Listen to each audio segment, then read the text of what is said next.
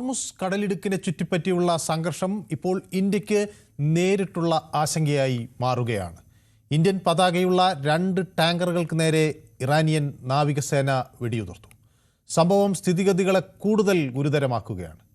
America Israel സംഘർഷത്തിൽ പങ്കില്ലാത്ത രാജ്യങ്ങളെ ലക്ഷ്യമിടില്ല എന്ന് ഇറാൻ നേരത്തെ ഉറപ്പു നൽകിയിരുന്നു. എന്നാൽ അതിനിടയിലാണ് ഇന്ത്യൻ കപ്പലുകൾ ആക്രമിക്കപ്പെട്ടത്. ഇതോടെ സമുദ്ര സുരക്ഷയെയും ഇന്ത്യയുടെ ഊർജ്ജ സുരക്ഷയെയും കുറിച്ചുള്ള ആശങ്കകൾ ശക്തമായി ഉയരുകയാണ്. ഇന്ത്യൻ ടാങ്കറുകൾ തന്നെ ആക്രമണത്തിന് ഇരയായത് ഇന്ത്യക്ക് ഒരു മുന്നറിയിപ്പാണോ? ഇന്ധന വിതരണത്തിലും വില സ്ഥിരതയിലും ഇതിൻ്റെ ആഘാതം ഉണ്ടാകുമോ? സർക്കാർ മതിയായ കരുതൽ ശേഖരം ഉണ്ട് എന്ന് ഉറപ്പ് നൽകുന്നുണ്ട്. പക്ഷേ സ്ഥിതി രൂക്ഷമായാൽ ഇന്ത്യക്ക് ബദൽ മാർഗങ്ങളുണ്ടോ? ഉണ്ടെങ്കിൽ അത് എത്രത്തോളം പ്രായോഗികമാണ്? ഇന്ത്യ ഈ വെല്ലുവിളി അതിജീവിക്കാൻ എന്തു ചെയ്യും? ഈ വിഷയം നമ്മൾ ഇന്ന് ചർച്ച ചെയ്യുന്നു. എല്ലാവർക്കും പൊതുവേദിയിലേക്ക് സ്വാഗതം.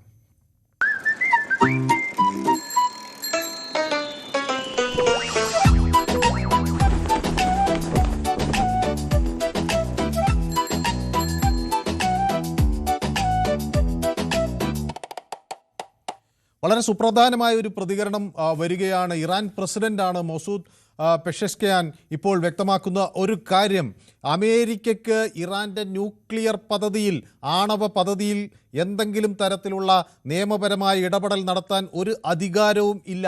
അത് എങ്ങനെ അത്തരമൊരാവശ്യം അമേരിക്കയ്ക്ക് ഉന്നയിക്കാൻ കഴിയും എന്ന ഒരു ചോദ്യം ഇറാൻ്റെ പ്രസിഡന്റ് തന്നെ ഉന്നയിക്കുന്നു. മാത്രവുമല്ല, കഴിഞ്ഞ ദിവസം ഈ ഇന്ത്യൻ പതാകയുള്ള കപ്പലുകൾക്ക് നേരെ ആക്രമണം നടന്ന സംഭവം വളരെ ഗൗരവമായി എടുക്കുകയും ഇറാൻ സ്ഥാനപതിയെ അത് അറിയിക്കുകയുമൊക്കെ ചെയ്തിട്ടുണ്ട്. സ്വാഭാവികമായും അതിൽ ഒരു മാറ്റമുണ്ടാകും എന്ന ഒരു പ്രതീക്ഷയാണ് നമുക്കുള്ളത്. ഇന്ത്യൻ നയതന്ത്രങ്ങൾ പാളുന്നു എന്ന തരത്തിലുള്ള ആക്ഷേപങ്ങൾ ഒരു കോണിൽ നിന്ന് ഉയരുകയാണ്. ബാലകൃഷ്ണൻ വടകര എന്നോടൊപ്പം ചേരുന്നു. ശ്രീ ബാലകൃഷ്ണൻ വടകര, ഇത് നേരിട്ടുള്ളൊരു ആക്രമണം പോലെയാണ് വന്നിരിക്കുന്നത്. ഇന്ത്യ ഇറാൻ ബന്ധത്തിൽ ഒരു വിള്ളൽ വീണു എന്ന് ഭയക്കേണ്ടതുണ്ടോ? സാർ നമസ്കാരം. നമസ്കാരം. ഇന്ത്യ ഇറാൻ ബന്ധത്തിലൊരു വിള്ളൽ വീണിട്ടുണ്ട് ആക്കി തീർക്കേണ്ടത് കേരളത്തിലെ ജനങ്ങളൊരു ആവശ്യമാണ്.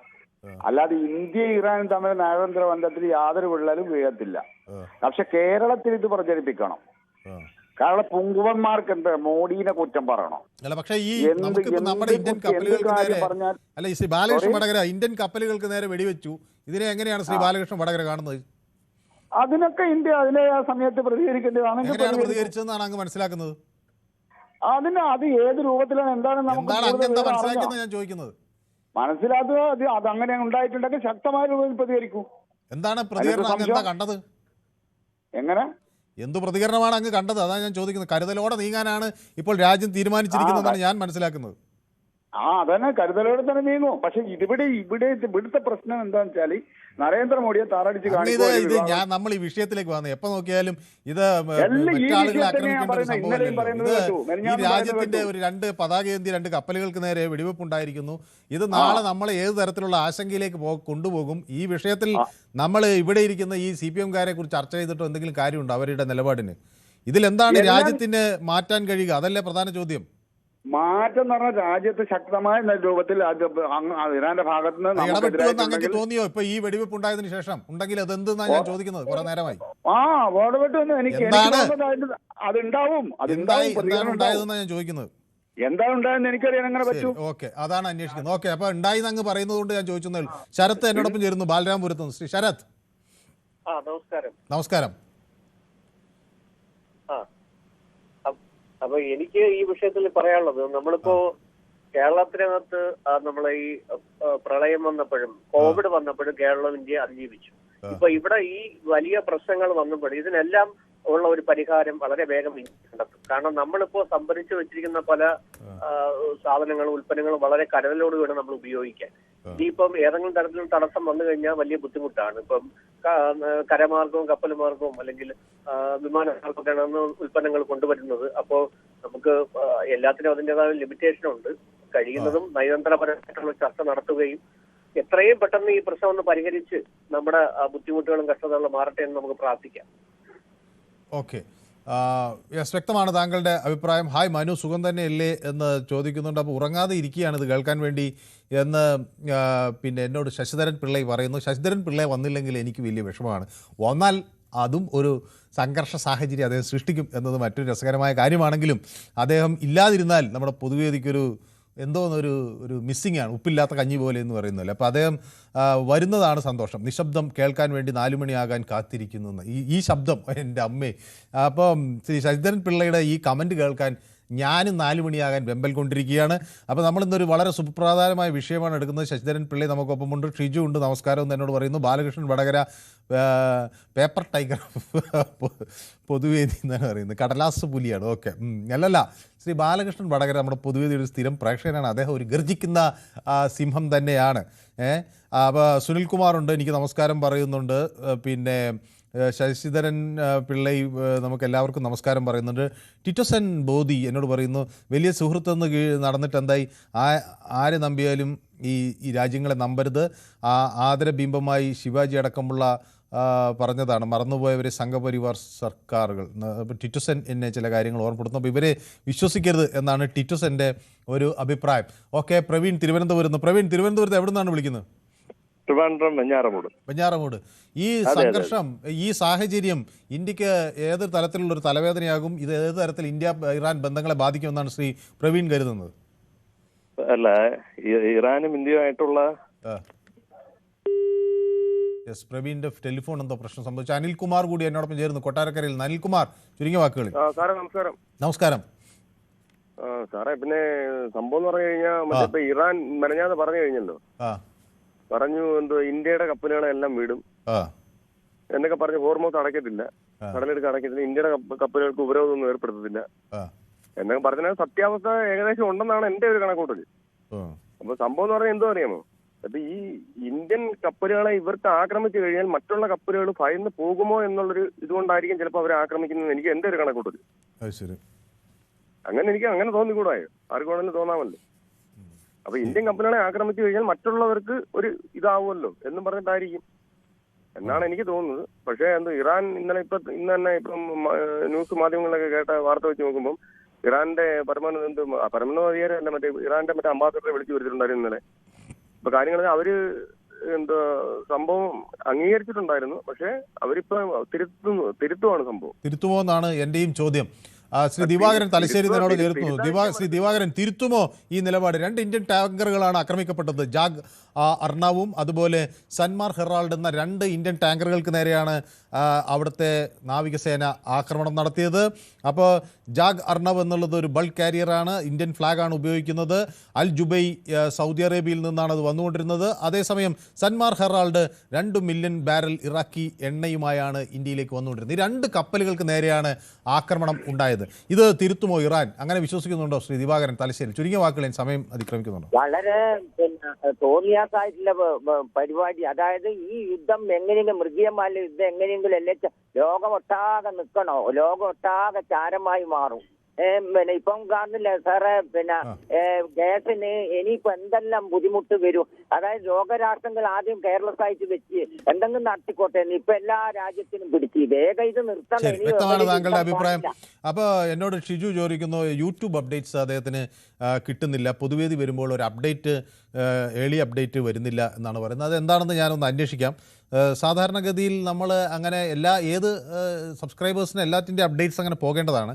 എന്താണ് പൊതുവേദിയുടെ വരാത്തതെന്ന് ഞാൻ ചോദിക്കാം. ബിനോയ് കൂടി എന്നോടൊപ്പം ചേരുകയാണ്, കൊല്ലത്ത് നിന്ന്.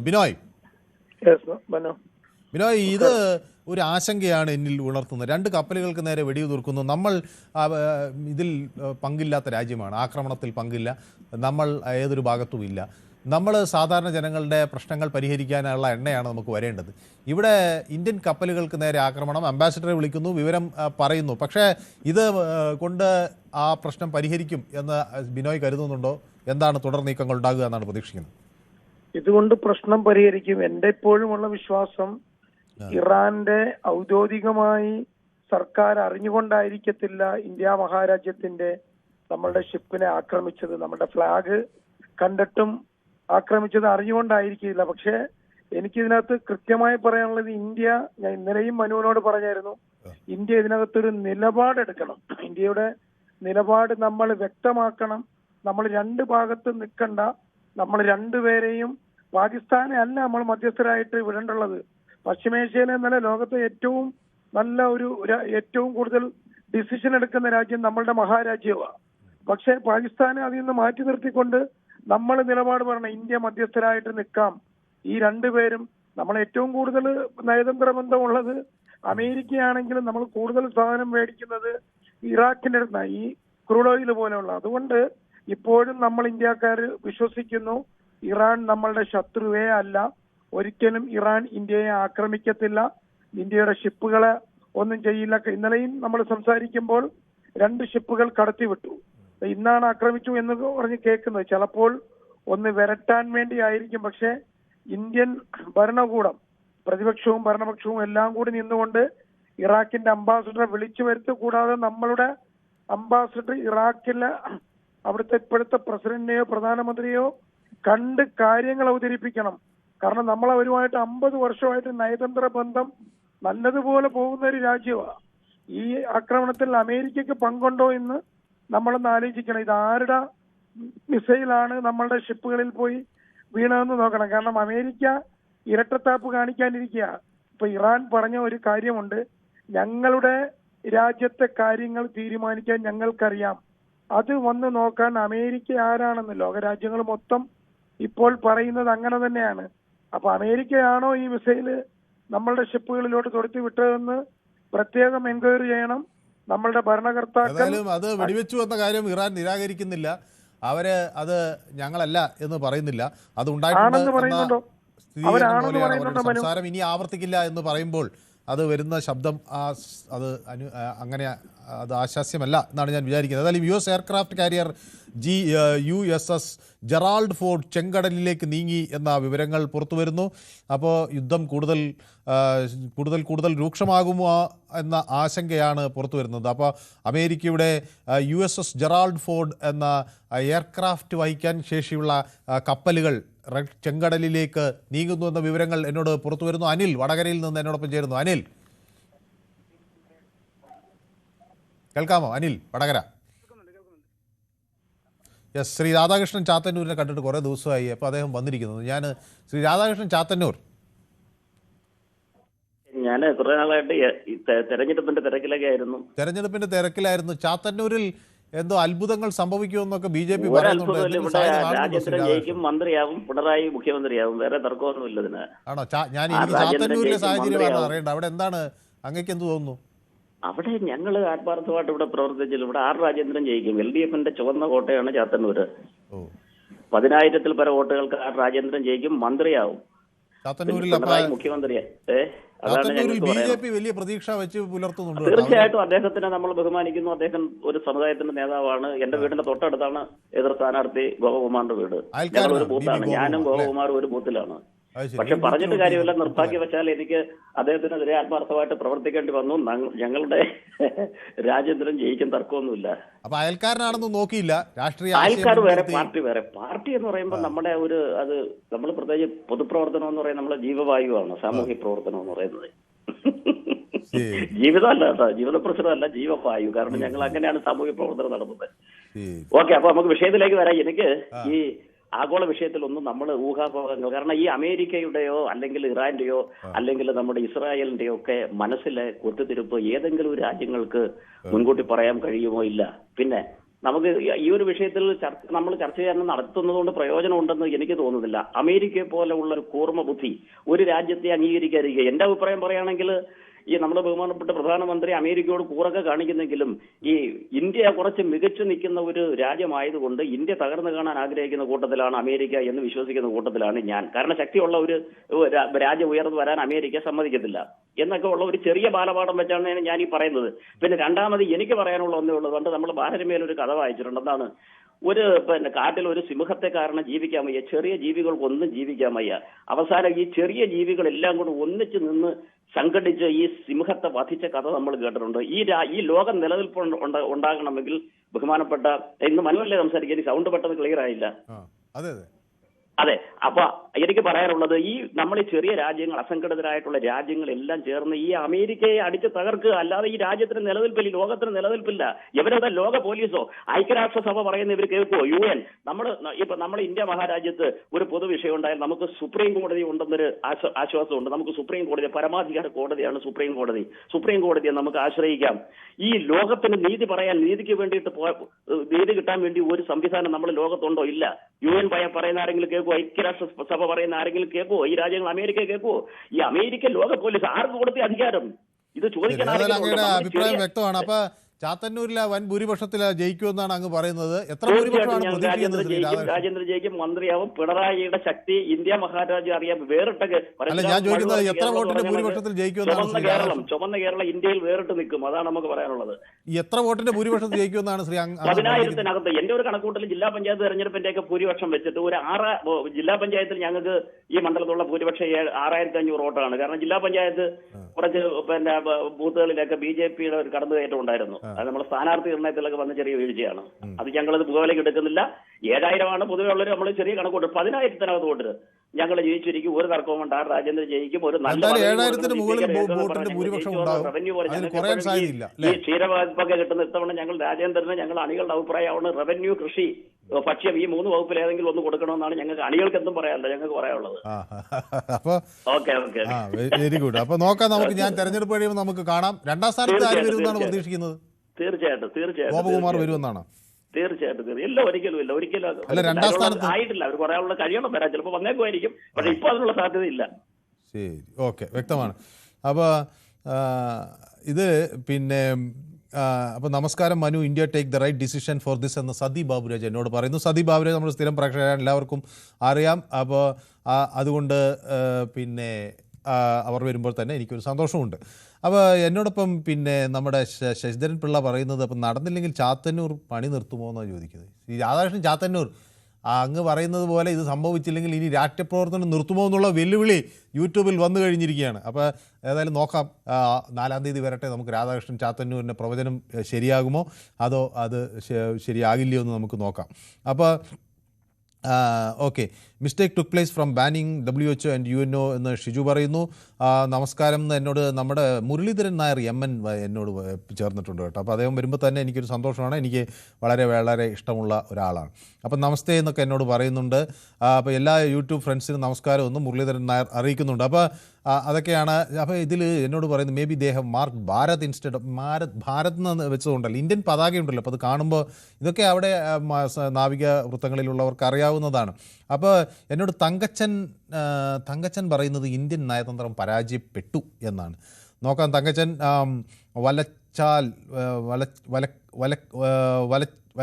വലക്കൽ അപ്പോൾ തങ്കച്ചൻ വലക്കലാണ് പറയുന്നത് നയതന്ത്രം പരാജയപ്പെട്ടു എന്ന്. അപ്പോൾ എനിക്ക് ആ പേര് പെട്ടെന്ന് വായിക്കാൻ കിട്ടിയില്ല. അപ്പോൾ അക്ഷയ് പറയുന്നത് ഹായ് എന്ന് എന്നോട് പറയുന്നുണ്ട്. ഓക്കെ, അക്ഷയ്ക്കും എൻ്റെ ഹായ്. ടിറ്റുസൻ നമ്മൾക്കൊപ്പം ചേർന്നിട്ടുണ്ട്. അക്ഷയുണ്ട്, തങ്കച്ചനുണ്ട്. അങ്ങനെ നമ്മുടെ പ്രേക്ഷകരൊക്കെ നമുക്കൊപ്പം ഉണ്ട്. അപ്പോൾ രാഹുൽ രാജ് പാലക്കാട് നിന്ന് എന്നോടൊപ്പം ചേരുന്നു. ശ്രീ രാഹുൽ രാജ്. ഹലോ. ശ്രീ രാഹുൽ രാജ് പാലക്കാട് എവിടുന്നാണ്? ഞാൻ പാലക്കാട് പുതുക്കോട് എന്ന് പറഞ്ഞ സ്ഥലത്ത്, ആലത്തൂർ താലൂക്കിൽ. ആലത്തൂരിലാണ്, പുതുക്കോട്. ശരി. അപ്പോൾ ഈ ഗൾഫ് മേഖലയിലെ ഈ സംഘർഷം ഇന്ത്യൻ കപ്പലുകൾക്ക് നേരെ വെടിയുതിർക്കുന്നു. നമ്മളിപ്പോൾ ഇത് തീരുമെന്ന പ്രതീക്ഷ മങ്ങുകയാണോ ശ്രീ രാഹുൽ? ഇതില് ഇന്ത്യ എന്നുള്ള രീതിക്ക് നമുക്കൊരു പ്രത്യേക പ്രിവിലേജ് ഒന്നും ഇപ്പോ ലോകരാജ്യത്തില്ല എന്നുള്ളതാണ് ഞാൻ മനസ്സിലാക്കുന്നത്. എന്താന്ന് വെച്ച് കഴിഞ്ഞാൽ ഇപ്പോ എനിക്ക് മുമ്പ് സംസാരിച്ച സുഹൃത്തുക്കൾ പറഞ്ഞല്ലോ, ഇപ്പൊ ഇന്ത്യ ഒരു ചേരിചേരാ നയമൊക്കെ ആണെന്ന്. പക്ഷെ അതെല്ലാം ഇപ്പൊ നമ്മൾ സമീപകാലത്ത് കളഞ്ഞു കുളിച്ചിട്ടുണ്ട് എന്നുള്ളതാണ് ഞാൻ മനസ്സിലാക്കുന്നത് ഓരോ പ്രവർത്തിയിൽ നിന്ന്.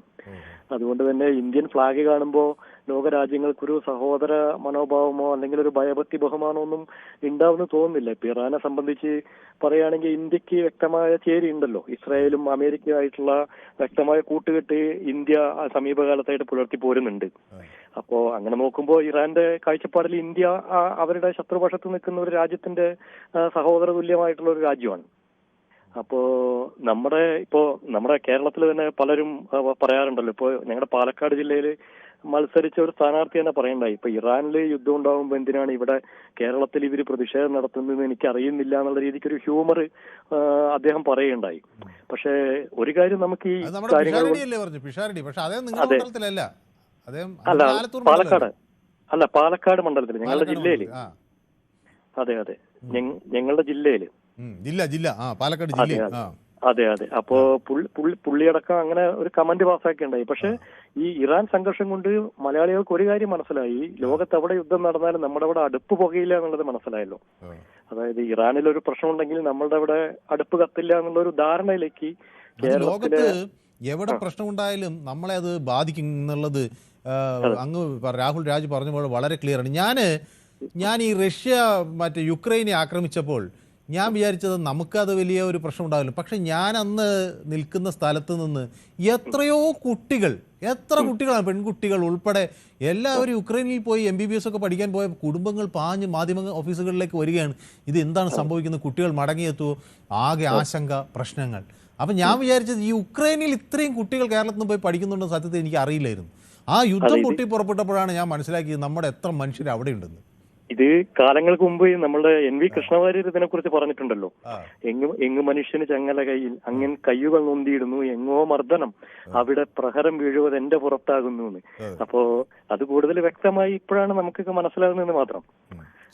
അപ്പോ ആ രീതിയിൽ ഇറാനിലെ പ്രശ്നം ഇപ്പൊ പറഞ്ഞതുപോലെ ഇന്ത്യക്കൊരു പ്രിവിലേജ് ഒന്നും ഇപ്പൊ ലോക രാജ്യങ്ങൾക്കിടയിൽ ഇല്ല എന്നാണ് താങ്കളുടെ അഭിപ്രായം. വളരെ നന്ദി. ശ്രീ രാഹുൽ രാജ് ഏത് മേഖലയിൽ ജോലി ചെയ്യുന്ന ആളാണ്?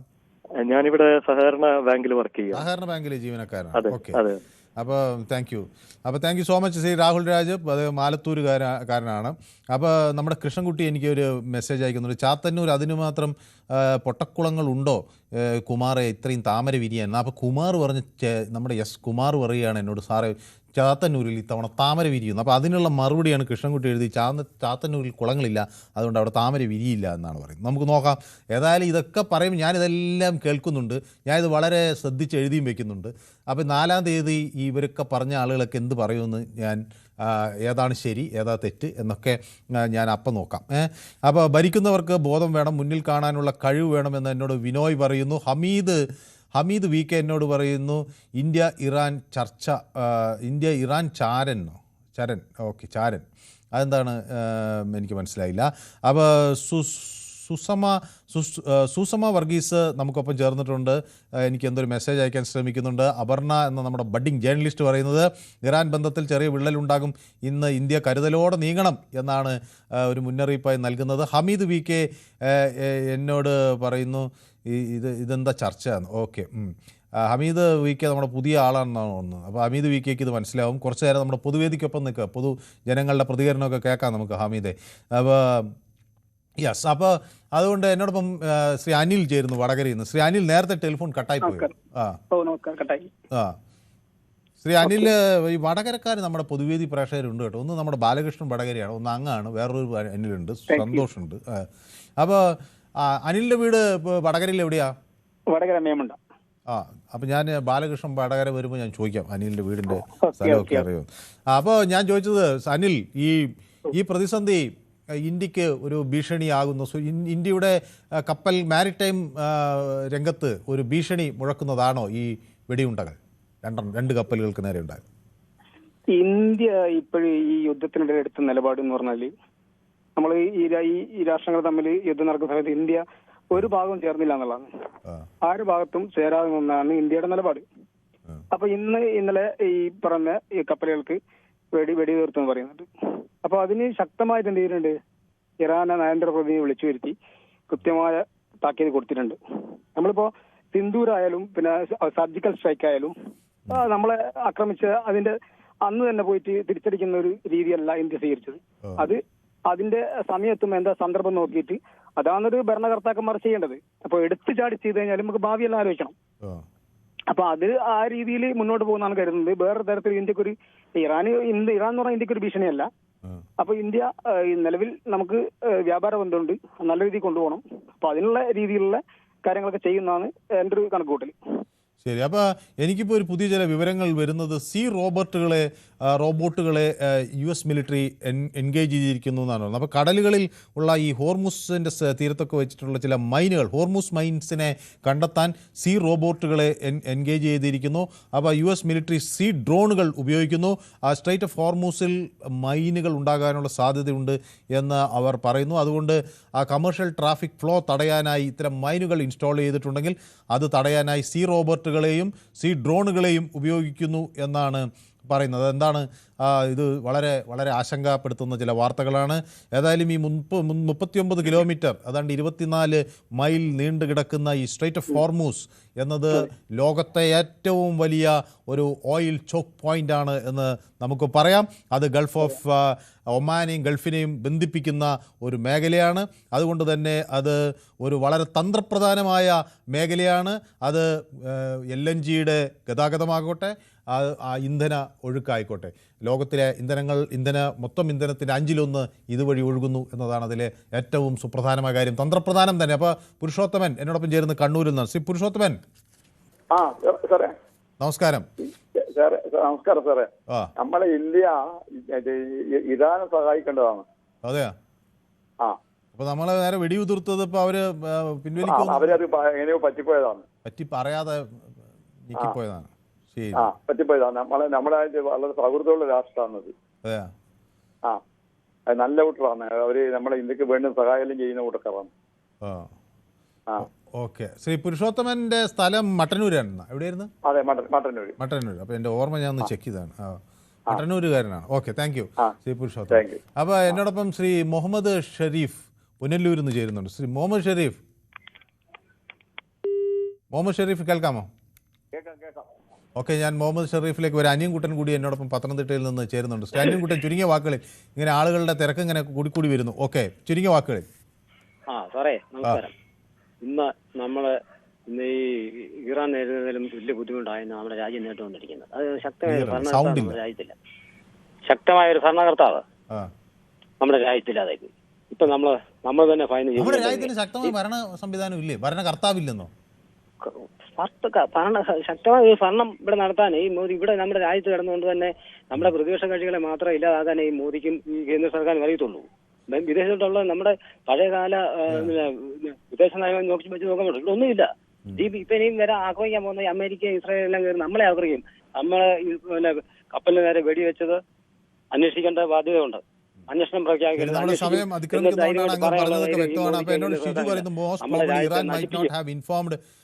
these ships belong to India എന്നൊക്കെ പറയുന്നുണ്ട്. May be they have marked Bharat instead of India, so Iran might have misunderstood എന്ന് പറയുന്നുണ്ട്. അപ്പോൾ ഇങ്ങനെ ഇന്ത്യൻ നയതന്ത്രത്തെ പരിഹസിച്ചുകൊണ്ട് നമ്മുടെ ചില ആളുകളൊക്കെ പ്രതികരിക്കുന്നുണ്ട്. കൃഷ്ണൻകുട്ടി പറയുന്നു, ഇറാൻ്റെ കണ്ണിൽ ഇന്ത്യ അമേരിക്കയ്ക്ക് ഒപ്പമല്ലേ, അത് നമുക്ക് ദോഷം ചെയ്യും എന്ന് പറയുന്നുണ്ട്. മുരളി എന്ന് പറഞ്ഞ ഒരു പ്രേക്ഷകൻ നമ്മുടെ സ്ഥിരം പ്രേക്ഷകനാണ്, മുരളി 3675, അദ്ദേഹം നമുക്കൊപ്പം ചേർന്നിട്ടുണ്ട്. മനു വീണ്ടും ഹോർമുനമ്പായി മാറി, ഹോർമുനമ്പ്. ഓക്കെ, മർമ്മം അറിയുന്നവർ ആരെയും തല്ലില്ല, അവർ തല്ലു കൊണ്ടുകൊണ്ടേയിരിക്കും എന്നൊരു ചൊല്ലുണ്ട്. അതാണോ ഇന്ത്യക്ക് സംഭവിക്കുന്നത് എന്ന് നമ്മുടെ കൃഷ്ണൻകുട്ടി പരിഹസിക്കുന്നുണ്ട്. ജോയ് മാത്യു എന്നോട് പറയുന്നത് പ്രശ്നമൊന്നുമില്ല, കേന്ദ്ര സർക്കാർ ഇത് നിർവികാരമായി കൈകാര്യം ചെയ്യും എന്ന് പറയുന്നു. മനു, ഡിഡ് യു വാച്ച് വാഴ 2 ആൻഡ് പള്ളി ചട്ടമ്പി എന്നാണ്. എനിക്ക് സിനിമയ്ക്കൊന്നും പോകാൻ സമയം കിട്ടിയില്ല. ഒന്നാമത് നമ്മുടെ വിഷുവൊക്കെ കഴിഞ്ഞ് ഞാൻ മടങ്ങിയെത്തിയപ്പോൾ പല ആളുകൾക്ക് അവധിയൊക്കെ എടുത്ത് പോയതുകൊണ്ട് അപ്പോൾ എനിക്ക് അങ്ങനെ സിനിമയ്ക്ക് പോകാൻ പറ്റിയൊരു സാഹചര്യം ഉണ്ടായില്ല.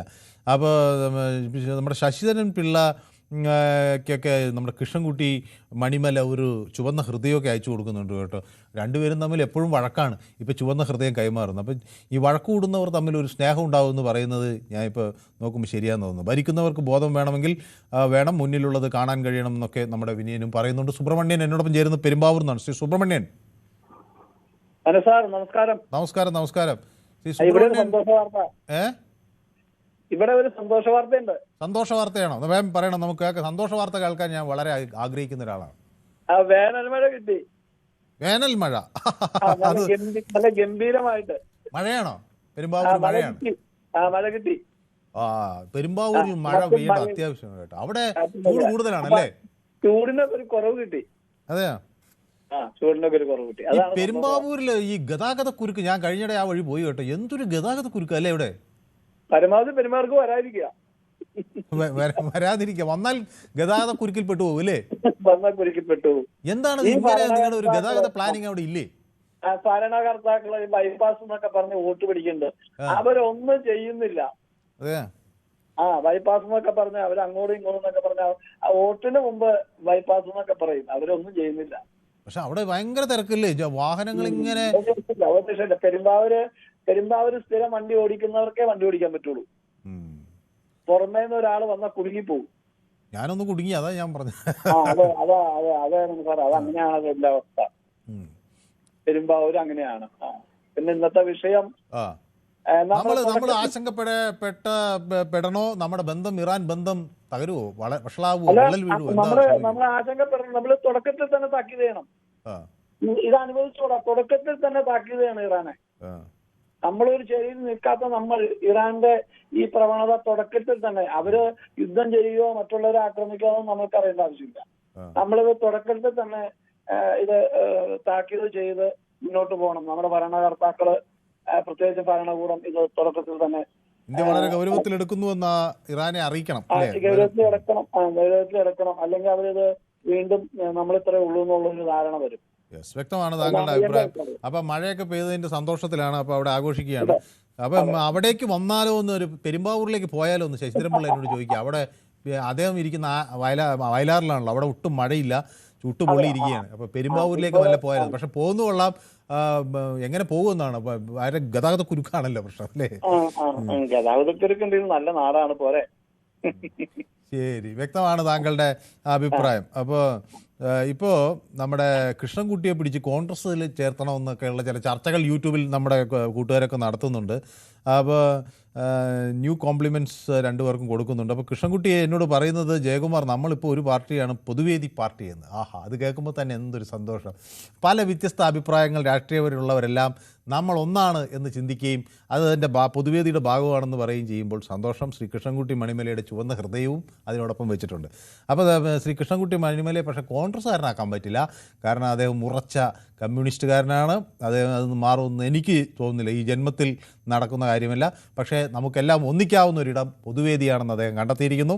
അത് വളരെ വളരെ ശരിയുമാണ്. അപ്പോൾ ചന്ദ്രൻ നായർ എന്നോടൊപ്പം ചേരുന്നു തിരുവനന്തപുരത്ത് നിന്ന്. ശ്രീ ചന്ദ്രൻ നായർ. മനുസാർ ഇറാന്റെ ചങ്ങാതി രാജ്യം കൂടിയായ ഒമാനെ പലതവണ ഇറാൻ ആക്രമിച്ചു. സാറിന് അറിയാമല്ലോ അല്ലേ? ഈ ഇന്ത്യൻ പതാക ഏന്തിയ നമ്മളുടെ കപ്പലിലേക്ക് ഈ ഇറാൻ വെടിവെച്ചു. അതെന്താണെന്ന് വെച്ചാൽ അറിഞ്ഞുകൂടാ കൊണ്ട് തന്നെയാണ്. അപ്പൊ ഇറാനെ നമുക്ക് വിശ്വസിക്കാൻ പറ്റാത്ത ഒരവസ്ഥയിലേക്കാണ് സാർ പോകുന്നത്. സാർ, അത് കൂടാതെ ഒരു പ്രധാനപ്പെട്ട കാര്യം പറഞ്ഞോട്ടെ, പൊതുവേദിയിലേക്ക് വിളിക്കുന്ന ഒരു വ്യക്തിയെയും ഇന്ന് വരെ ഞാൻ പേരെടുത്ത് പറഞ്ഞ് ആക്ഷേപിച്ചിട്ടില്ല സാർ. വളരെ സന്തോഷം. ചെയ്തിട്ടില്ല സാർ. പക്ഷെ എന്റെ നേരെ ആരോ ആക്ഷേപം ഉന്നയിച്ചിട്ടില്ല. എനിക്കത് പ്രശ്നമല്ല സാർ. ഞാൻ എന്താന്ന് വെച്ചാൽ ഒരു പൊതുപ്രവർത്തകനാണ്, കാരുണ്യ പ്രവർത്തനാണ്, അതുമായിട്ട് ഞാൻ മുന്നോട്ട് പോകും. Okay sir. ശരി. അപ്പോൾ അതാണ്, ആ സ്പിരിറ്റാണ് വേണ്ടത്. നമ്മൾ ആരെങ്കിലും നമ്മളെ അസഭ്യം പറയുമ്പോൾ ഉടനെ നമ്മൾ അവരെ അസഭ്യം പറയുക അല്ലെങ്കിൽ അധിക്ഷേപിക്കുക എന്നുള്ളതല്ല. അത് ശ്രദ്ധിക്കേണ്ട. ഞാൻ അങ്ങനെ ചെയ്യാറില്ല എന്ന ആ നിലപാട് വളരെ വളരെ അംഗീകരിക്കേണ്ടതാണ്.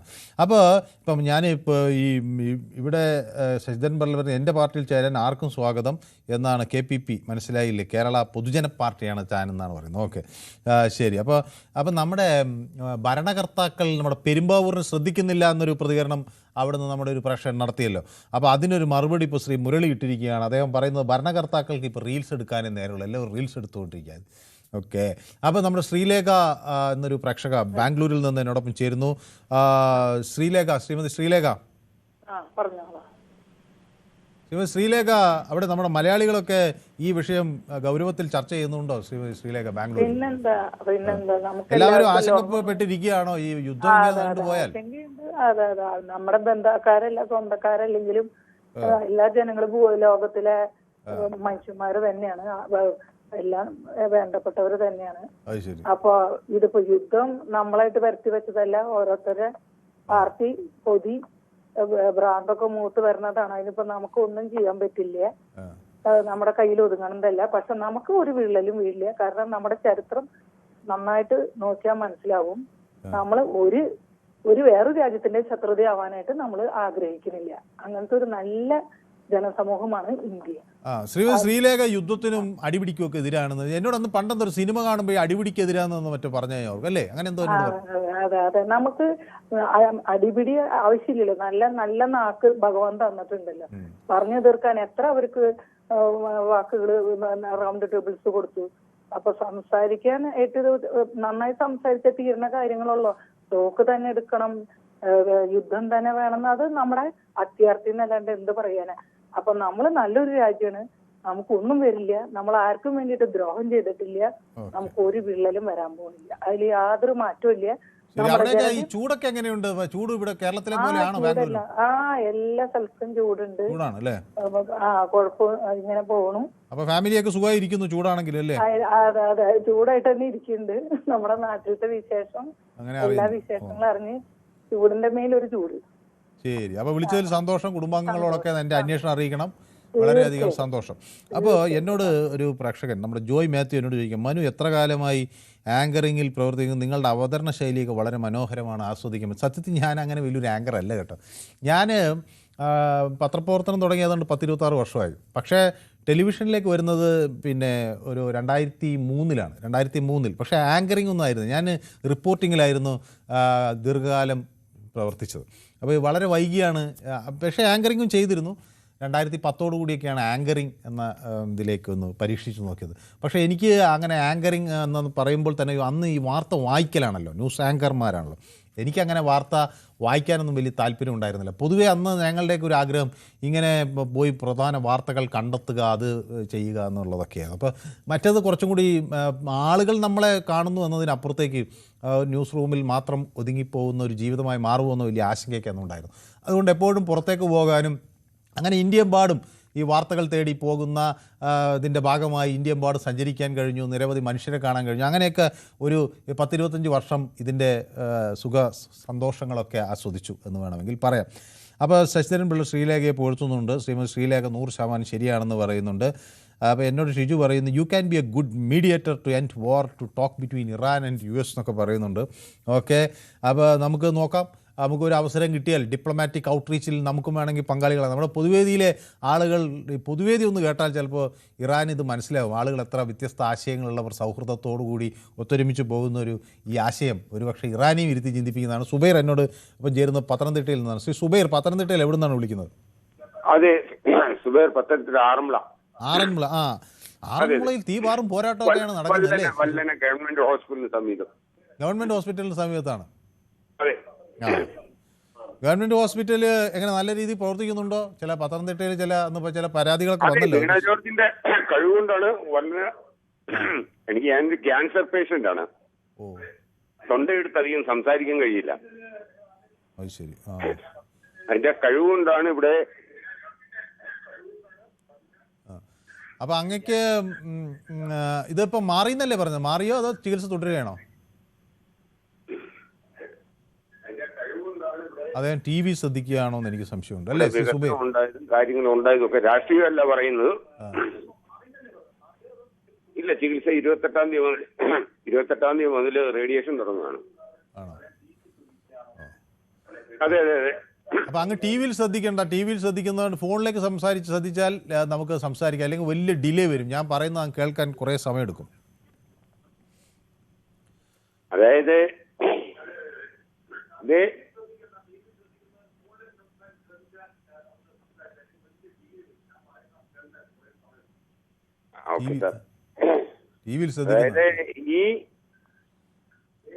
ഈ പ്രതിസന്ധി മറികടക്കണമെങ്കിൽ ആദ്യം ചെയ്യേണ്ട ഒരു കാര്യങ്ങള് മറ്റ് രാഷ്ട്രങ്ങളുമായിട്ടുള്ള പല ബന്ധങ്ങളിലും തൊണ്ടയെടുത്ത് സംസാരിക്കാൻ കഴിയില്ല, വയ്യേ പറ്റൂ. അതുകൊണ്ടാണ്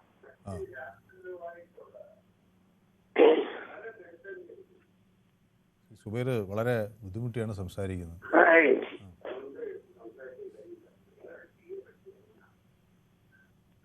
എനിക്ക് തോന്നുന്നു ശ്രീ സുബൈർ, ഏതായാലും അങ്ങയുടെ ആ ഒരു ബുദ്ധിമുട്ട് എനിക്ക് മനസ്സിലായി. അങ്ങ് ദയവായി വിശ്രമിക്കണം. അതായത് ഞങ്ങളുടെ കൂടെ ഉണ്ട് എന്നറിയുന്നതിൽ വലിയ സന്തോഷം. ഈ പ്രായോഗിക ബുദ്ധിമുട്ടുണ്ടായിട്ടും പൊതുവേദിയിലേക്ക് വിളിക്കാനും അഭിപ്രായം പങ്കുവയ്ക്കാനും ശ്രമിച്ചതിൽ വളരെയധികം സന്തോഷം. അങ്ങ് ചികിത്സ ഫലപ്രദമായി നടക്കട്ടെ, അത് നല്ല രീതിയിൽ അത് പര്യവസാനിക്കട്ടെ. നമുക്ക് ക്യാൻസറെയൊക്കെ അതിജീവിക്കാൻ കഴിഞ്ഞ ഒരുപാട് പേരുടെ കഥകൾ നമുക്ക് മുന്നുണ്ട്. അത്തരത്തിൽ അങ്ങയ്ക്കും ഇതിന് കഴിയും എന്ന എനിക്ക് ഇപ്പോൾ ഉറപ്പായി. കാരണം ഇത്രയും പ്രയാസം ഉണ്ടാകുമ്പോഴും അങ്ങ് അതിനെ അതിജീവിച്ച് സംസാരിക്കാൻ ശ്രമിക്കുന്നു എന്ന് തന്നെ അങ്ങയുടെ ആ ഒരു ഇച്ഛാശക്തിയെയാണ് പ്രകടമാക്കുന്നത്. അതുകൊണ്ട് തീർച്ചയായും അങ്ങയ്ക്കിത് അതിജീവിക്കാൻ കഴിയും, അതിലൊരു സംശയമില്ല. അപ്പോൾ എന്നോട് പിന്നെ കൃഷ്ണൻകുട്ടി പറയുന്നു, ഈയിടെ ചില മാധ്യമങ്ങളിലെ ആളുകൾ വളരെ മോശം പ്രയോഗങ്ങൾ നടത്തുന്നു, അവരുടെ രാഷ്ട്രീയ യജമാനന്മാരെ സന്തോഷിപ്പിക്കാൻ നോക്കുന്നു. ഇതൊക്കെ ശ്രദ്ധയിൽപ്പെട്ടിട്ടുണ്ടോ എന്ന് പറയുന്നു. അത്തരം ചില ചാനലുകൾ കഴിഞ്ഞ ദിവസങ്ങളിൽ കാണുന്നേ ഇല്ല എന്ന് പറയുന്നു. അതെനിക്കറിയില്ല. ഞാൻ കൂടുതലും ഞങ്ങളുടെ ടെലിവിഷനുകൾ ചാനലുകളാണ് ധാരാളം കാണാറ്. അപ്പോൾ ഞങ്ങളുടെയൊക്കെ തന്നെ ഇംഗ്ലീഷ് ചാനലുണ്ട്, ഹിന്ദി ചാനലുണ്ട്. ഇപ്പം ഞാൻ ന്യൂസ് 18 തമിഴൊക്കെ ഇടയ്ക്ക് നോക്കും. കാരണം തമിഴ്നാട്ടിലൊക്കെ തെരഞ്ഞെടുപ്പ് നടക്കുന്നതുകൊണ്ട് അവിടുത്തെ വിവരങ്ങൾ അറിയാൻ ന്യൂസ് 18 തമിഴൊന്ന് വെച്ച് നോക്കും. പിന്നെ എനിക്ക് തമിഴ് അറിയാവുന്നതുകൊണ്ട് വളരെ എളുപ്പത്തിൽ അത് മനസ്സിലാവും. അതുപോലെ ഉറുദു ചാനലുണ്ട്. മറ്റേ ന്യൂസ് 18 ഓരോ ബംഗളയുണ്ട്, പക്ഷേ ബംഗളയൊന്നും നമുക്ക് അത്ര പെട്ടെന്ന് മനസ്സിലാവില്ല. പക്ഷേ മറ്റ് ഹിന്ദി ചാനലുകളും ഇതെല്ലാം ഓരോ സംസ്ഥാനങ്ങളിലും ഉണ്ട്. അപ്പോൾ കൂടുതലും നമ്മുടെ ചാനൽ തന്നെയാണ് ഞാൻ കാണുന്നത്. ഏതായാലും ഞങ്ങളിങ്ങനെ യജമാനനെ ബോധ്യപ്പെടുത്താൻ എന്തെങ്കിലും ചെയ്യുന്നോ എന്ന് എനിക്കറിയില്ല. അങ്ങനെ ഞാൻ ചെയ്യുന്നില്ല എന്നാണ് വിചാരം. എനിക്ക് ഒരു യജമാനനിലും വിശ്വാസവും ഇല്ല. ഒരു യജമാനെയും പ്രീതിപ്പെടുത്താനായിട്ടുള്ളൊരു പ്രവർത്തനത്തിൽ ഏർപ്പെടുക എന്ന ഒരു പരിപാടി നമുക്കില്ല. നമ്മുടെ പരിപാടി എല്ലാ ആളുകൾക്കും അവർക്ക് പറയാനുള്ളത് പറഞ്ഞുകൊണ്ട് പൊതുവായ ഒരു ചിത്രം നമുക്ക് ഉണ്ടാക്കാൻ കഴിയുമോ എന്നതാണ്. അതാണ് നമ്മുടെ അഭിപ്രായം. അപ്പോൾ അതുകൊണ്ട് എനിക്ക് ഈ അങ്ങനത്തെ ആരാണ് ഈ യജമാനന്മാർ എന്നതൊന്നും അറിയില്ല. ആരാണ് യജമാനന്മാരെ പ്രീതിപ്പെടുത്തിയത് എന്ന കാര്യവും എനിക്ക് വ്യക്തമല്ല. അപ്പോൾ മുരളി എന്നോടൊപ്പം ചേരുന്നു. You are A nice performer Manu എന്നൊക്കെ പറഞ്ഞു. എനിക്ക് ചുവന്ന ഹൃദയങ്ങൾ കിട്ടുന്നു. ഇതാണ് എനിക്കൊരു സന്തോഷം തരുന്നത്. ചുവന്ന ഹൃദയങ്ങൾ ഇങ്ങനെ കിട്ടുമ്പോൾ ശ്രീ മുരളി അയക്കുന്നു, അതുപോലെ മറ്റുള്ളവർ അയക്കുമ്പോൾ അതൊരു സന്തോഷം തരുന്നു. അങ്ങനെ പ്രേക്ഷകരെ ഒരു യജമാനൻ എന്ന രീതിയിൽ അല്ലെങ്കിൽ സുഹൃത്തുക്കൾ എന്ന രീതിയിൽ നമുക്ക് കാണുമ്പോഴാണ് കൂടുതൽ സന്തോഷം. അപ്പോൾ appreciate your good words to encourage Zubair and for not neglecting him എന്ന് എന്നോട് പറയുന്നത്. നമ്മുടെ പൊതുവേദിയുടെ ഒരു പ്രശ്നം എന്ന് പറഞ്ഞാൽ ആരെയും നിഗ്ലക്റ്റ് ചെയ്യുക എന്നുള്ളതല്ല. നമ്മുടെ പൊതുവേദിയുടെ ഒരു കാര്യം, ഞാൻ പല ആളുകളും പലതരം അസുഖബാധിതർ, കിടക്കയിലുള്ളവർ, അങ്ങനെ പലതരം പ്രശ്നങ്ങൾ നേരിടുന്നവരാണ് പൊതുവേദിയിൽ അവരുടെ അഭിപ്രായങ്ങൾ പങ്കുവയ്ക്കുന്നത്. അവർക്ക് അവിടെ ഇരുന്നു കൊണ്ടും ഒരു തരം സമരമാണ്. നമ്മുടെ നാട്ടിൽ നമ്മൾ ആഗ്രഹിക്കുന്ന കാര്യങ്ങളെ പിന്തുണയ്ക്കുകയും നമ്മൾ ആഗ്രഹിക്കാത്ത കാര്യങ്ങൾക്കെതിരെ വളരെ ശക്തമായൊരു നിലപാട്, ഒരുപക്ഷെ ചിലപ്പോൾ നമ്മൾക്ക് ഒന്നിനും വയ്യാതെ കിടക്കുകയായിരിക്കും, വിശ്രമിക്കുകയായിരിക്കും. അപ്പോഴും എത്രയോ പ്രായമായ ആളുകൾ പൊതുവേദിയുടെ ഭാഗമായി നിന്ന് അവരുടെ അഭിപ്രായം തുറന്നു പറയുമ്പോൾ അതൊരു പ്രതിരോധമാണ്, അതൊരു സമരമാണ്. ഈ പൊതുവേദി ഇന്ന് 100 കണക്കിന് പ്രധാനപ്പെട്ട ആളുകൾ തസ്തികയിൽ ഇരിക്കുന്നവരൊക്കെ ഇത് കാണുന്നതിൻ്റെ ഒരു കാര്യം ഈ നാട്ടിലെ മനുഷ്യൻ എങ്ങനെ ചിന്തിക്കുന്നു എന്നതിൻ്റെ ഒരു നേർചിത്രം ഇവിടെ ലഭ്യമാകുന്നത് കൊണ്ടാണ്. അപ്പോൾ അതൊരു സന്ദേശം ആണ്. അപ്പോൾ എന്നോട് ശശിധരൻ പിള്ള പറയുന്നു, മണിമല പറഞ്ഞത് ശരിയാണ്, 2 റിപ്പോർട്ടർമാരെ സഹിക്കാൻ പറ്റുന്നില്ല, അവരുടെ പേരൊക്കെ എഴുതിയിടുന്നത്. ഞാൻ എന്തായാലും അവരുടെ പേര് 2 പേരിൽ ഒരാൾ എൻ്റെ അടുത്ത സുഹൃത്താണ്. അപ്പോൾ സുബൈർ, താങ്കളുടെ അഭിപ്രായം കേട്ട് എത്രയും പെട്ടെന്ന് സുഖം മാറിയൊക്കെ നല്ല രീതിയിൽ വരട്ടെ എന്ന് ആശംസിക്കും നമ്മുടെ പൊതുവേദി പ്രഷർ. അതാണ് വലിയ കൂട്ടായ്മ. കൃഷ്ണൻകുട്ടി ഈസ് ടോക്കിംഗ് അബൌട്ട് പേരൊക്കെ ഇടുന്നുണ്ട്. ഓക്കെ, ഏതായാലും എന്നെ എല്ലാവരും പുകഴ്ത്തുന്നു എന്നറിയുന്നതിൽ സന്തോഷം. അപ്പം നമുക്കൊരു ചെറിയ ഇടവേള എടുക്കണം എന്നാണ് എനിക്ക് തോന്നുന്നത്. സലീമുണ്ട് മലപ്പുറത്ത്. ഓക്കെ, ഞാൻ സലീമിനെയും കൂടെ കേട്ടിട്ട് ഇടവേളയിലേക്ക് പോവാം. സലീം നമസ്കാരം. സോറി, അപ്പം ഞാൻ ഒരു ഇടവേള എടുക്കാമെന്ന് വിചാരിച്ചു, പിന്നെയാണ് ഞാൻ നിങ്ങളുടെ പേര് കണ്ടത്. അപ്പോൾ എന്തായാലും സലീം മലപ്പുറത്ത് ഇവിടെ അല്ലേ, നമ്മുടെ പാണക്കാട് എന്ന് എന്നോട് പറഞ്ഞു. പാണക്കാടിനടുത്താണ്. അപ്പോൾ നമ്മളന്ന് രാഷ്ട്രീയ കാര്യങ്ങളാണ് സലീം സാധാരണ വിളിക്കാറ്. അപ്പോൾ ഈ അന്താരാഷ്ട്ര വിഷയങ്ങൾ എന്ത് തോന്നുന്നു സലീമെ? ഈ വെടിവെയ്പ്പൊക്കെ നടക്കുന്നു എന്ന് കേൾക്കുമ്പോൾ ആശങ്കയുണ്ടോ? കഴിഞ്ഞ ആഴ്ച നമ്മൾ ഇതേ വിഷയം ചർച്ച ചെയ്തത് ഇന്ത്യയുടെ നയതന്ത്ര വിജയം എന്ന നിലക്കായിരുന്നു ആഴ്ച ചർച്ച ചെയ്തത്. അത് പരാജയപ്പെട്ടു എന്നുള്ള ഇപ്പോ ഓക്കെ. ഈ മേഖലയിലെ ശക്തമായ രാജ്യമാണ് ഇന്ത്യ. പക്ഷെ ഈ വിഷയത്തിൽ ഇന്ന് വരെ ശക്തമായ ഒരു അഭിപ്രായം ഇന്ത്യ പറഞ്ഞില്ല. ഒരു തരം 2 തോണിയിൽ കാലിടുന്ന അവസ്ഥയാണ്. ഒരു തരം 2 തോണിയിൽ കാലിടുന്ന ഒരു അവസ്ഥ പോലെ തോന്നുന്നു. പിന്നെ അതുപോലെ ഈ യുദ്ധത്തിൽ ഒരു ശരിയേ ഉണ്ടാകാൻ പാടുള്ളൂ. ഇന്ത്യക്ക് ശരിയായി തോന്നുന്നത് എന്താണെന്ന് ഇതുവരെ ഇന്ത്യ പറഞ്ഞിട്ടില്ല. അമേരിക്കയാണോ ശരി, അതല്ല ഇറാനോ ശരി? ഇതാണ് ഇവിടുത്തെ ഏറ്റവും വലിയ പ്രശ്നം. മാത്രമല്ല, റഷ്യയിൽ നിന്ന് പണ്ട് എണ്ണ വാങ്ങാൻ അമേരിക്കന്റെ പെർമിഷൻ വേണോ വേണ്ടേ എന്ന കാര്യത്തിൽ വരെ ഇതുവരെ ആർക്കും വ്യക്തമായ ഉത്തരം കിട്ടിയിട്ടില്ല. അതിങ്ങനെ വായുവിൽ ഇങ്ങനെ എല്ലാവരും പറയുന്നു എന്നല്ലാണ്ട് ഒരു രാഷ്ട്രീയ നേതാവും ഇതിന് സത്യാവസ്ഥ ഇതുവരെ പറഞ്ഞിട്ടില്ല. ഓക്കെ, അപ്പോൾ കുറച്ചുകൂടി ഒരു ഉറച്ച നിലപാടെടുക്കണം എന്നാണ് പറയുന്നത്. അപ്പോൾ തീർച്ചയായിട്ടും അത് എങ്ങോട്ടാണെങ്കിലും ഏത് ഭാഗത്തേക്കാണെങ്കിലും ഇത് യുദ്ധം അവസാനിക്കുന്ന നിർബന്ധമാണ്. അമേരിക്കയുടെ കൂടെ ആണെങ്കിലും പ്രശ്നമില്ല എന്നാണ് ഞാനൊരു ഇടതുപക്ഷ അനുഭാവിയാണ്, സാറിന് അറിയാം. എങ്കിലും പറയുന്നത് കാരണം നമുക്ക് ഈ യുദ്ധം തീരലാണ് നമ്മുടെ അത്യാവശ്യം, ആവശ്യമില്ല, അത്യാവശ്യമാണ്. ശരി, വ്യക്തമാണ് താങ്കളുടെ അഭിപ്രായം. അപ്പോൾ അത് അങ്ങയുടെ നിലപാടും വ്യക്തമാണ്. അപ്പോൾ എന്നോട് സെബീന നമ്മുടെ സ്ഥിരം പ്രേക്ഷകയാണ്, സെബീന സുൽഫി എന്നോട് പറയുന്നു, ചുവന്ന ഹൃദയം മാത്രമല്ല ചുവന്ന കൊടിയും വളരെ മനോഹരമാണ് മനു എന്ന് പറയുന്നു.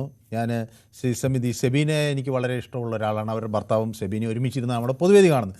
അപ്പോൾ അവർ പറയുന്നത് കുറേയൊക്കെ ഞാൻ ആക്സെപ്റ്റ് ചെയ്യുന്നതാണ്. ഞാൻ വിചാരിക്കുന്ന എല്ലാ കൊടികളും മനോഹരമാണ്.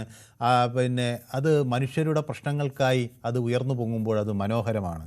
അപ്പോൾ പണ്ടൊരു കവി ഇതിനെ പരിഹസിച്ചുകൊണ്ട് പറയുന്നുണ്ട്, ഓരോ മാതിരി ചായം മുക്കിയ കീറത്തുണിയുടെ വേദാന്തം എന്നൊക്കെ പറഞ്ഞ് നമ്മുടെ പല കവികൾ ഇതിനെ അധിക്ഷേപിക്കുന്നുണ്ടെങ്കിലും മനുഷ്യാവശ്യങ്ങൾക്ക് വേണ്ടി ഒരു കൊടി ഉയരുമ്പോൾ ആ കൊടിക്ക് മനോഹാരിത ഉണ്ടാകും. അതേത് നിറമായിക്കോട്ടെ, മനുഷ്യൻ്റെ ആവശ്യമാണ്. വേദനിക്കുന്നവൻ്റെ, പ്രശ്നബാധിതൻ്റെ ഒക്കെ ആവശ്യങ്ങൾ വേണ്ടി ഉയരുമ്പോഴാണ് ഒരു കൊടി ഏറ്റവും മനോഹരമാകുന്നത്. അതിൻ്റെ നിറം അത് കൂടുതൽ അപ്പോഴാണ് തിളങ്ങുന്നത്. അപ്പോൾ എന്നോട് ജിയോ മീഡിയ പറയുന്നു, ചെറുത്തുനിൽപ്പിന് വേണ്ടി ചെയ്യുമ്പോഴും പാവപ്പെട്ടവനൊന്നും അറിയാത്ത പാവങ്ങൾ യുദ്ധത്തിൻ്റെ ഇരകളാകുന്നു, കഷ്ടം തന്നെ എന്ന് പറയുന്നത്. അത് ജിയോ, എല്ലാവരും അതങ്ങനെയുള്ള വേദനയാണ്. ഓക്കെ, അപ്പോൾ എനിക്കൊരു ചെറിയ ഇടവേള വേണമെന്ന് ഞാൻ നേരത്തെ പറഞ്ഞു. അത് സലീമിൻ്റെ വാക്കുകൾ കഴിഞ്ഞപ്പോൾ നമുക്കൊരു ഇടവേള എടുക്കാമെന്നാണ് ഞാൻ പ്രതീക്ഷിച്ചത്. ഞാനൊരു ഇടവേള എടുത്ത് പെട്ടെന്ന് മടങ്ങി വരാം. Short break.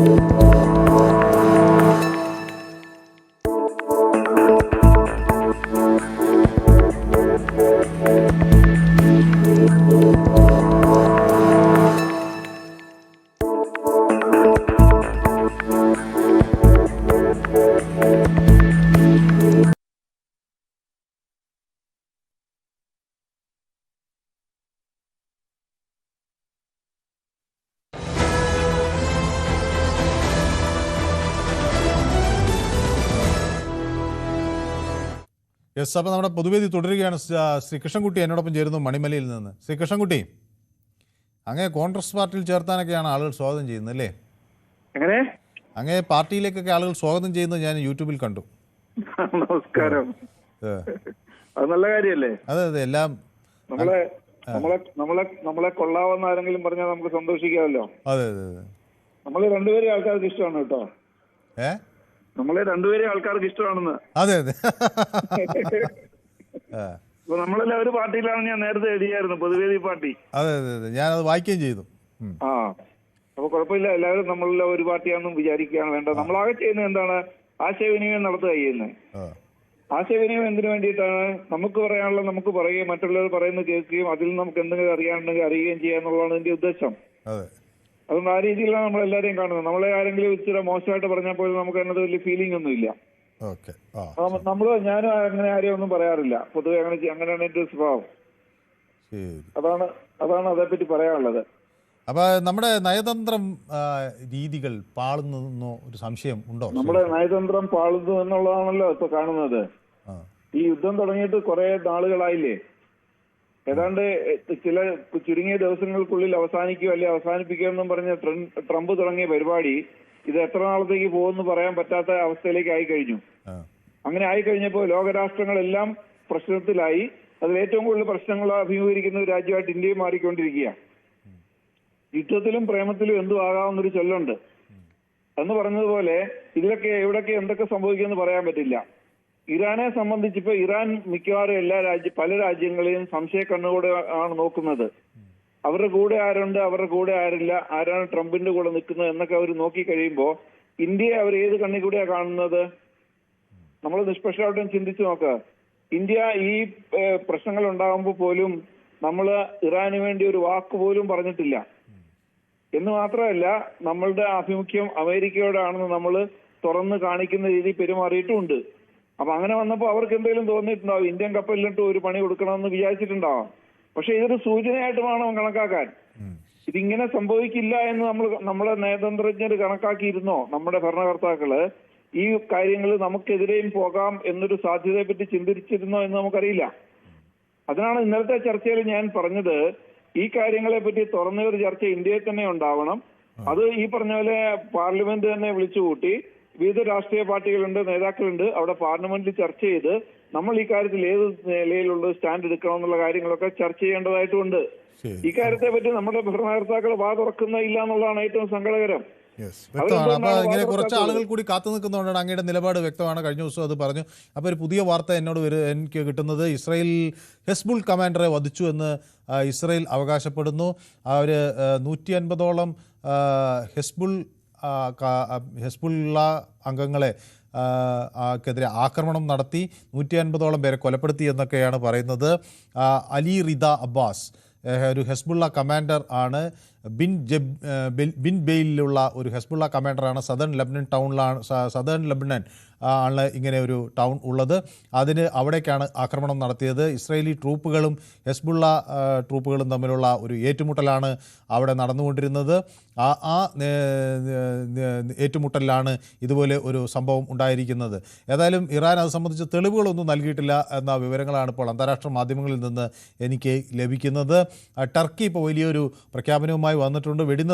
മധ്യേഷ്യയിലെ വെടിനിർത്തൽ 2 ആഴ്ച കൂടി, 2 ആഴ്ചയ്ക്ക് ഉണ്ടായിരുന്ന വെടിനിർത്തൽ കൂടുതൽ ദിവസങ്ങളിലേക്ക് വ്യാപിപ്പിക്കണം എന്ന് ടർക്കി പറയുന്നു. അങ്ങനെ നടക്കും എന്ന് പ്രതീക്ഷിക്കുകയും ചെയ്യുന്നുണ്ട്. അപ്പോൾ no one wants to see a new war എന്നാണ് പറയുന്നത്. ആർക്കും ഒരു യുദ്ധം ആഗ്രഹിക്കുന്നില്ല, ആരും യുദ്ധം ആഗ്രഹിക്കുന്നില്ല. ഷാൻ ലൈല എന്നോടൊപ്പം ചേരുന്നു തിരുവനന്തപുരത്ത്. ശ്രീ ഷാൻ ലൈല,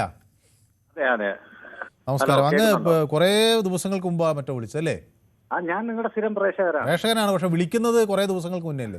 കുറെ ദിവസങ്ങൾക്ക് മുന്നേ. എന്താണ് പിന്നെ നമ്മൾ പൊതുവേദി മറന്നുപോയി? ഇടയ്ക്ക് പൊതുവേദി മറന്നുപോയല്ല, കുറച്ച് തിരക്കുകൾ. എന്നാലും ഞാൻ പൊതുവേദി കാണുമ്പോൾ അടുത്ത് കുറച്ച് തിരക്കായതുകൊണ്ട് പിന്നെ സംസാരിക്കാൻ പറ്റും. ഞാൻ ആസ്വാദകനായതുകൊണ്ട് കേൾക്കുമല്ലേ, എല്ലാവരുടെ അഭിപ്രായം ഞാൻ ഇങ്ങനെ കേൾക്കും. അപ്പൊ എനിക്ക് ഇതിൽ പറയാനുള്ള അഭിപ്രായം, നമ്മുടെ ശ്രീ നരേന്ദ്രമോദിജി ഇസ്രായേൽ സന്ദർശിച്ചതിന്റെ പിറ്റേ ദിവസം അവർ ആക്രമണം തുടങ്ങി. 163 കുട്ടികൾ അവിടെ മരണപ്പെട്ടപ്പോ നമ്മുടെ പ്രധാനമന്ത്രി അപലപിച്ചില്ല. ആ അപലപനം ചെയ്യാത്തതാണ് ഇന്ത്യയുടെ ഏറ്റവും വലിയ തെറ്റ്. കാരണം 100-200 വർഷം വെള്ളക്കാരൻ ഇന്ത്യയിൽ ഭരിച്ചപ്പോ നമുക്ക് വേണ്ടപ്പെട്ടമായ വൈവിധ്യമായ സാധനങ്ങൾ കൊണ്ടുപോയി. ആദ്യം ഇന്ത്യയിൽ കൊണ്ടുവന്ന് അടിച്ചു മാറ്റിയത് ഗോൾഡോ വൈഡൂര്യമോ രത്നമോ അല്ല, നമ്മുടെ പൊയിലയാണ് കൊണ്ടുപോയത്. അവൻ അത് കൊണ്ടുപോയി സിഗരറ്റ് ഉണ്ടാക്കി ഇന്ന് ടാക്സോടുകൂടി ഇന്ത്യയിൽ വിൽക്കുന്നു, എല്ലാ രാജ്യങ്ങൾക്കും കൊടുക്കുന്നു. അപ്പൊ ഇന്ന് ഒരുത്തൻ സിഗരറ്റ് വലിക്കുന്നതിന് 25 രൂപയാണ്. അപ്പോ ഈ പൊയില ഇല്ലായിരുന്നെങ്കിൽ അവൻ 25 രൂപയ്ക്ക് നമ്മൾക്കത് വിൽക്കത്തില്ലായിരുന്നു. അതുപോലെ തന്നെയാണ് കുരുമുളകും ബാക്കിയുള്ള കാര്യങ്ങളും. നമ്മുടെ കുണ്ടിക്കകത്തൊരു പൊള്ളലേറ്റ് പാട് കിടക്കുമ്പോ വീണ്ടും വെള്ളക്കാരന്റെ സിപ്പന്തി താങ്ങി നിൽക്കേണ്ട കാര്യമുണ്ടോ? ഇവിടെ വലിയ വലിയ മഹത് വ്യക്തികൾ ഇന്ത്യ ഭരിച്ചിട്ടുണ്ട്. അന്നൊന്നും വെള്ളക്കാരനോട് ഈ സിമ്പതി കാണിച്ചിട്ടില്ല. ഇപ്പോഴത്തെ നിലപാടിൽ ഇറാൻ നമ്മളെ ആക്രമിക്കുകയാണെങ്കിൽ അമേരിക്ക പറയുന്നു ഭയപ്പെടണ്ടെന്ന്. അമേരിക്കയ്ക്കൊന്നും ചെയ്യാൻ കഴിയില്ല, ഒരു ചുക്കും അമേരിക്ക ചെയ്യില്ല. അടി കൊണ്ടോ, ഞാൻ സംസാരിക്കാമെന്നേ പറയുള്ളൂ. അപ്പോ ഇന്ത്യയുടെ നിലപാട് വളരെ ശക്തമായിരുന്നെങ്കിൽ ഇന്ന് ഇസ്ലാമാബാദിൽ നടക്കേണ്ട ചർച്ച ഇന്ത്യയിൽ നടന്നേനെ. അപ്പോ പൊതുസമൂഹത്തിന്റെ ഇടയിൽ ഇന്ത്യയിൽ 192 കൺട്രികളിൽ ഇന്ത്യക്ക് വരുന്ന മഹത്വം ഭയങ്കര വലുതാണ്. ഏതെങ്കിലും ഒരു യുദ്ധം നടക്കുമ്പോൾ അതിനെ അപലപിച്ച് മാത്രമേ ഇന്ത്യക്ക് ചരിത്രമുള്ളൂ. അതിന് വേദനാജനകമായി സംസാരിച്ചിട്ടേ ഉള്ളൂ. ഈ നമ്മുടെ പ്രധാനമന്ത്രി ഒരു അക്ഷരം പോലും മിണ്ടിയിട്ടില്ല. അതിന് അർത്ഥം എന്താണ്? ആ ആക്രമിക്കപ്പെട്ടത് ശരിയാണ് എന്നുള്ളതാണ്. ഈ യുദ്ധത്തിനപ്പുറം 163 കുട്ടികളെ ഒരു സ്കൂളിൽ ബോംബിട്ടപ്പോ ആ നരനായായിട്ട് നടത്തുന്ന ഒരു വലിയ പൈശാചികമായ ഒരു രാജ്യം ഒരു ചെറു രാജ്യം അങ്ങനെ വളർന്നു വരുന്നത് ഈ ലോക സമാധാനത്തിന് എതിരാണെന്നും അവൻ കാണിക്കുന്ന അനീതികൾ വളരെ തെറ്റായ ഒരു പ്രവണതയാണെന്നും ഒരു രാജ്യത്തിന്റെ പ്രധാനമന്ത്രിയെ വധിക്കുക എന്ന് പറയുന്നത് വളരെ ചിന്തിക്കാൻ കൂടി ലോക സമാധാനത്തിന് തന്നെ തെറ്റാണെന്നുള്ള ഉത്ബോധം അദ്ദേഹത്തിന് ഇല്ലാതായി പോയോ? ഇവിടുത്തെ നയതന്ത്രജ്ഞന്മാര് പറഞ്ഞു മനസ്സിലാക്കി കൊടുക്കാത്തതാണോ? സ്വന്തം ബോധം നഷ്ടപ്പെട്ട രീതിയാണോ? വ്യക്തമാണ്. അപ്പോൾ സമയം അതിക്രമിച്ചുകൊണ്ടാണ് അങ്ങയുടെ നിലപാട് വ്യക്തമാക്കാൻ സമയം കിട്ടിയെന്നാണ് ഞാൻ വിചാരിക്കുന്നത്. വളരെ നന്ദി. അപ്പോൾ ദീർഘകാലത്തിന് ശേഷം വിളിച്ചാലും അങ്ങ് ഇത് ശ്രദ്ധിക്കുന്നു എന്നറിയുന്നതിലും പൊതുവേദിക്കൊപ്പമുണ്ട് എന്ന് അറിയുന്നതിലും സന്തോഷം. പൊതുവേദിയുടെ കുടുംബസംഗമം നടത്തണമെന്ന് എന്നോട് ശശിധരൻ പിള്ള പറയുന്നു. നമുക്ക് നടത്തിക്കളയാം. അതിനൊക്കെ ഒന്ന് ഈ തിരക്ക് നമ്മുടെ തെരഞ്ഞെടുപ്പൊക്കെ ഒന്ന് കഴിയട്ടെ, അതിനെപ്പറ്റി നമുക്കൊരു ആലോചന നടത്താം. ഇറാൻ ഇത്രയും കാലം സുഹൃത്തായി നടന്നിരുന്നത് എന്ന് ഇപ്പോഴാണ് സുഹൃത്തായി നടിക്കുകയായിരുന്നു എന്ന് ഇപ്പോഴാണ് തിരിച്ചറിഞ്ഞതെന്ന്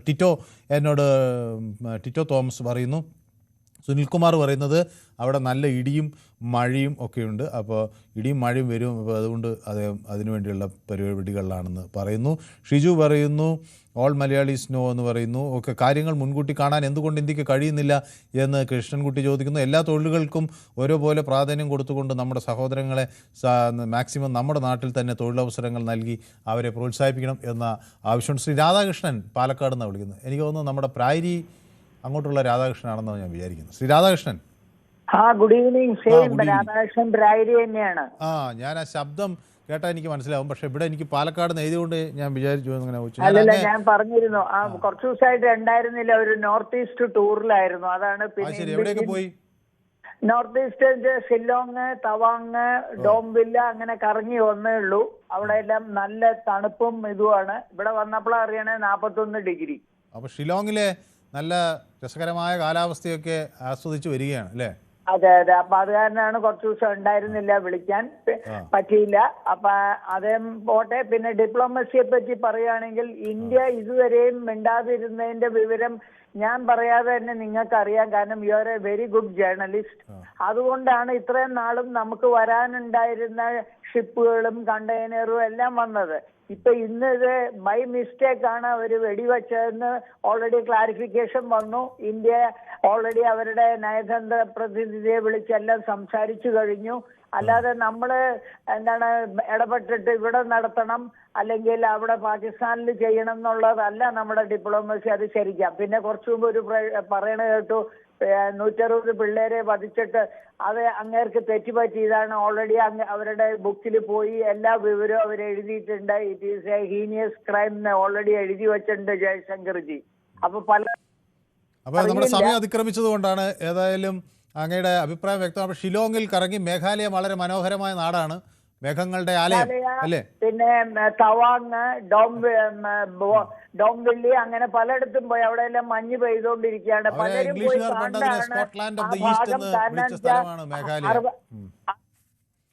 അപ്പോൾ അവിടെയൊക്കെ അങ്ങ് പോയി സന്തോഷിച്ചു വന്നു എന്നറിഞ്ഞതിൽ അതിയായ സന്തോഷം. അപ്പോൾ അതിൻ്റെ ദൃശ്യങ്ങൾ എന്തെങ്കിലും ഉണ്ടെങ്കിലൊക്കെ അയച്ചാൽ നമുക്കും പൊതുവേദി പ്രേക്ഷകർക്കൊക്കെ കാണാം. ഏതായാലും സമയം അതിക്രമിച്ചതുകൊണ്ടാണ് ഞാൻ ഈ വിഷയം യൂട്യൂബിലും പ്രേക്ഷകർക്ക് മുന്നിൽ ചർച്ച ചെയ്തിരുന്നു. ഞാൻ അവരോട് ചോദിച്ചൊരു ചോദ്യം പ്രധാനമായി ഇന്ത്യൻ നയതന്ത്ര നീക്കങ്ങൾ പാളി എന്ന് സംശയിക്കുന്നുണ്ടെന്ന്. അപ്പോൾ 66% ആളുകൾ നമ്മുടെ നയതന്ത്ര നീക്കങ്ങൾക്ക് ചെറിയ പാളിച്ച പറ്റി എന്നാണ് പറയുന്നത്. അതേസമയം 34% ആളുകൾ അത് പാളിച്ചയല്ല എന്ന് പറയുകയും ചെയ്യുന്നുണ്ട്. ഏതായാലും ഈ ഹോർമുസ് കടലിടുക്കിലെ പുതിയ സംഭവ വികാസങ്ങൾ ഇന്ത്യക്കുള്ള ഒരു മുന്നറിയിപ്പാണെന്ന കാര്യത്തിൽ തർക്കമില്ല. ഊർജ്ജ സുരക്ഷ സാമ്പത്തിക സുരക്ഷയുടെ അടിസ്ഥാനമാണ്. ഇന്ത്യ ദീർഘകാല ഊർജ്ജ സുരക്ഷാ തന്ത്രങ്ങൾ മെനയണം എന്നീ സംഭവം നമ്മെ പഠിപ്പിക്കുന്നു. ഇന്ത്യൻ ടാങ്കറുകൾക്ക് നേരെ നടന്ന ആക്രമണം ഒരു സുരക്ഷാ പ്രശ്നം മാത്രമല്ല, അത് ഇന്ത്യയുടെ ഊർജ്ജ സുരക്ഷയെ പോലെ സമ്പദ് വ്യവസ്ഥയെയും ബാധിക്കുന്നു. അത് പുറം രാജ്യങ്ങളിൽ നമ്മൾ എത്രമാത്രം ആശ്രിതരാണ് എന്ന്, അല്ലെങ്കിൽ അവരെ എത്രമാത്രം ആശ്രയിക്കുന്നു എന്ന് ഓർമ്മിപ്പിക്കുകയും ചെയ്യുന്നു. പ്രതിസന്ധി യാഥാർത്ഥ്യമാണെങ്കിലും ഇന്ത്യ പൂർണ്ണമായി പ്രതിരോധശേഷിയില്ലാത്ത ഒരവസ്ഥയിലല്ല എന്ന് നമുക്ക് ഉറപ്പാണ്.